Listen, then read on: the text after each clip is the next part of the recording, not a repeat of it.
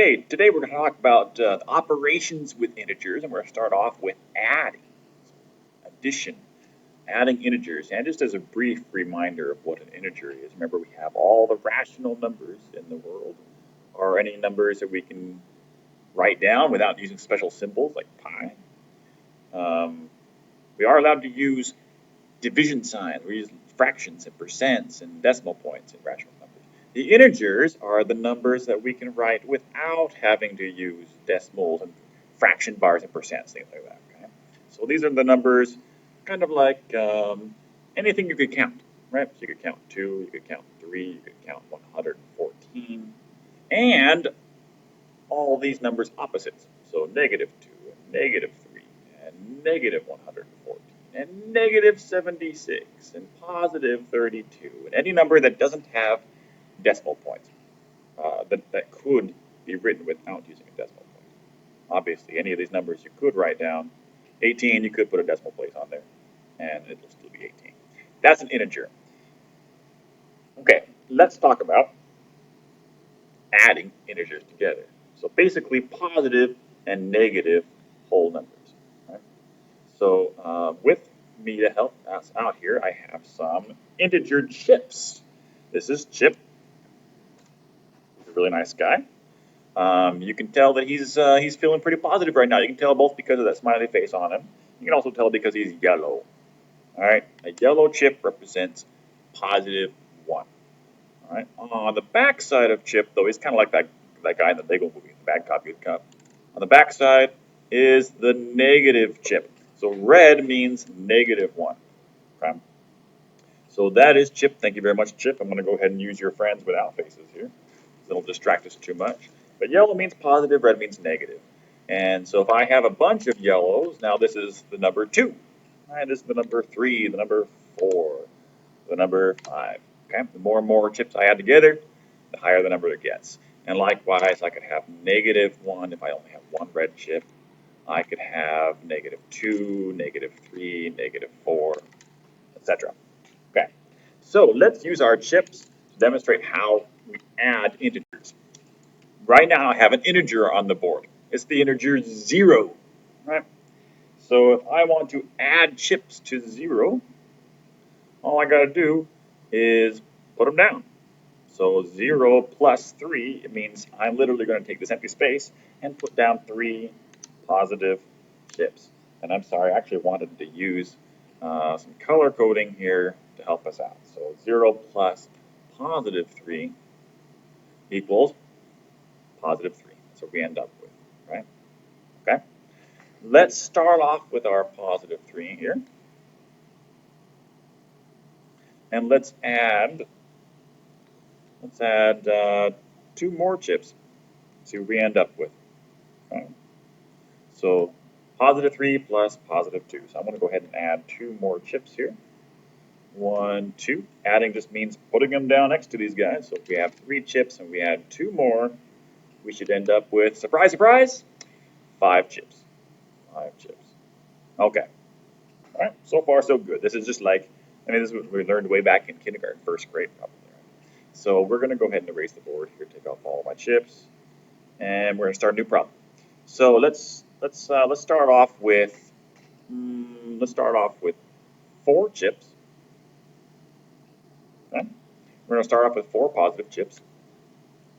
Go ahead and bring them out here. 1, 2, 3, 4 positive chips. And we're going to add to those. I'm going to put more chips down on the board, but I'm going to put down some negative ones. Put down some negative. We'll put down 3 negative chips. See what happens. So I'm going to put down 3 negative chips. 1, 2. Oops, that's not a negative. 3. Okay. So I have 4 positive chips, and I added to it. I put down 3 negative chips. Let's see what we get. We have 2 different colors here.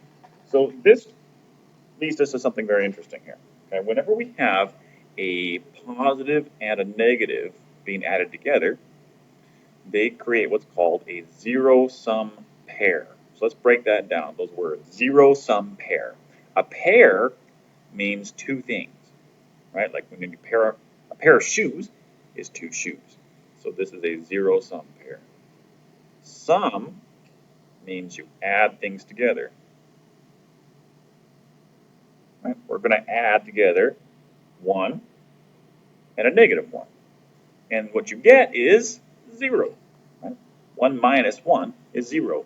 So every time we see a pair here, they become 0. We can just take them away. Right? You can always add or subtract 0. It won't change anything. So let's look back at my problem here. I have 4 plus negative 3 and see how many zero-sum pairs we can find. Well, there's a pair here. I can take them away.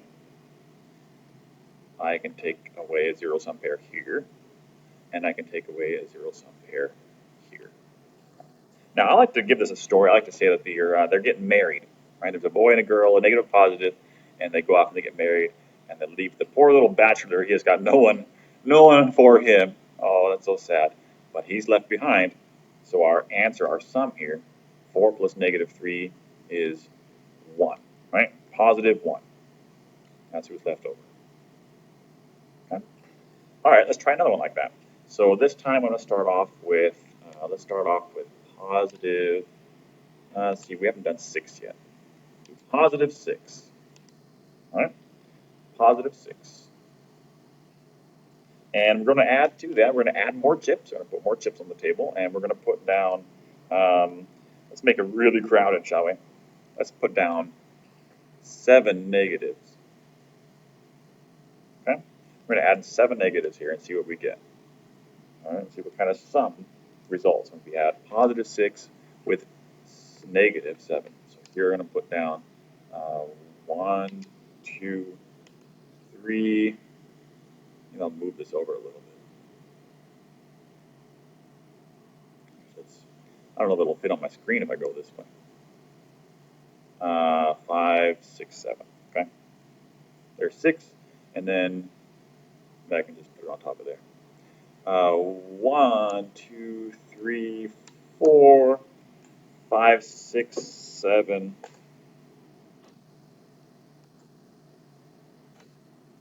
7 red ones. Okay, there we go. So I have modeled here, I have positive 6, and I've added to it 7 negatives. Okay. And you can automatically see, I tried to put this in on purpose so you can see the zero-sum pairs that form up. So again, this pair gets off and gets married, they're gone. Right? What they're really adding, they're adding together to get 0. And we can always just subtract 0, it doesn't change anything. Right? So these two add together to make 0. This is 1 minus 1, which is 0. And I can subtract 0 without changing anything. So here's a zero-sum pair. Here's a zero-sum pair. Wow, this is like a mass wedding. I love it. Here we go. Zero-sum pair.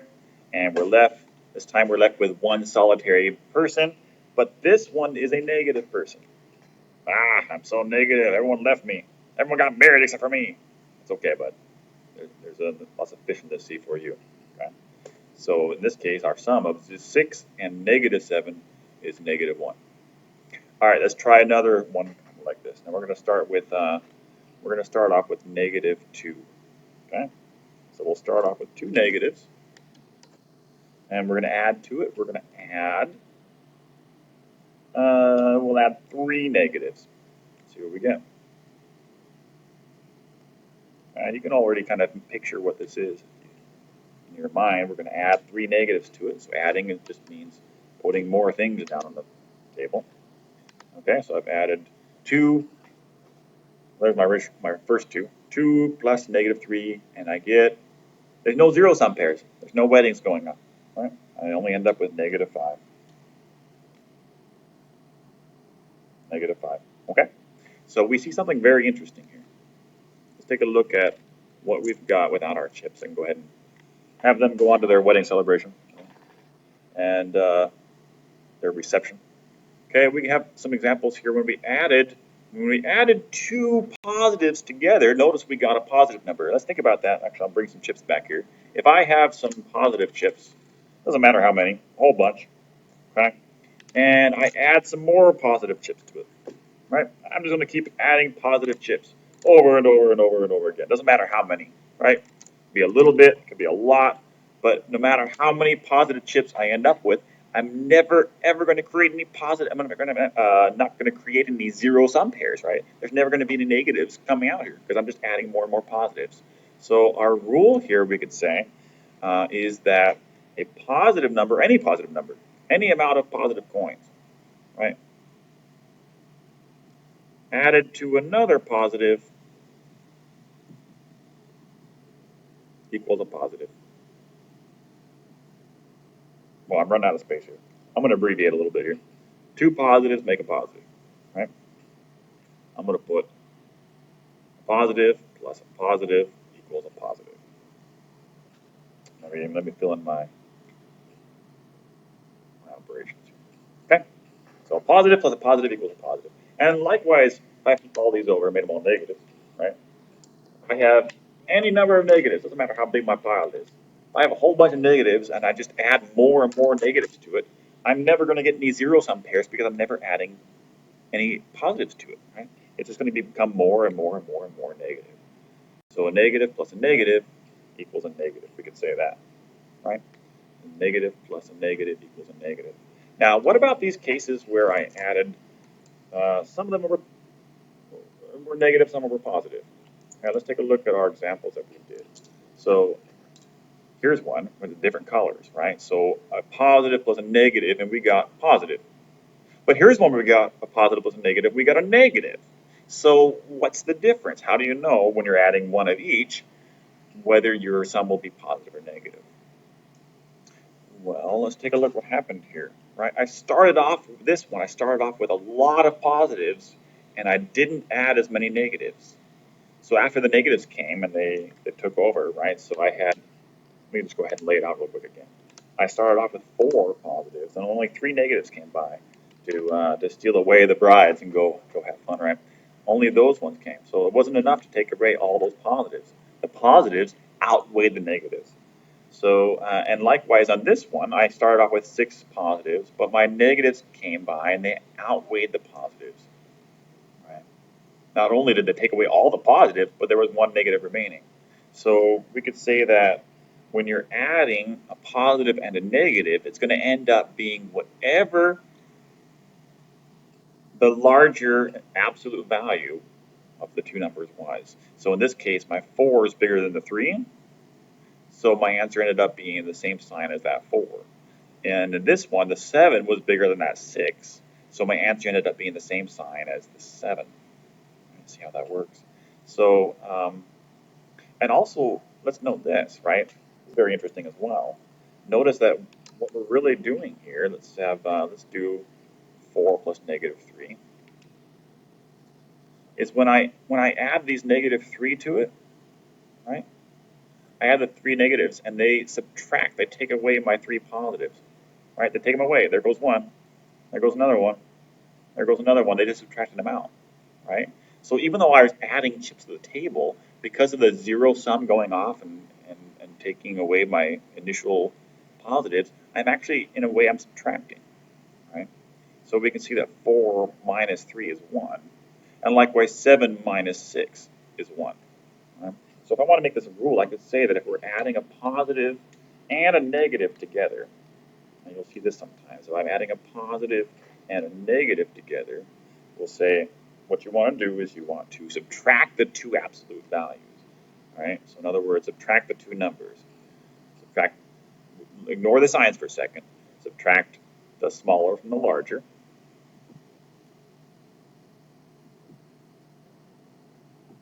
Subtract the smaller from the larger.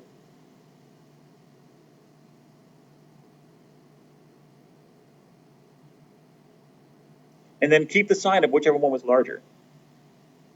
Right? Keep the sign of the larger one.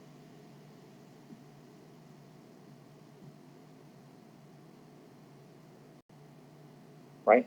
So that's how we add 2 integers if they're of opposite signs.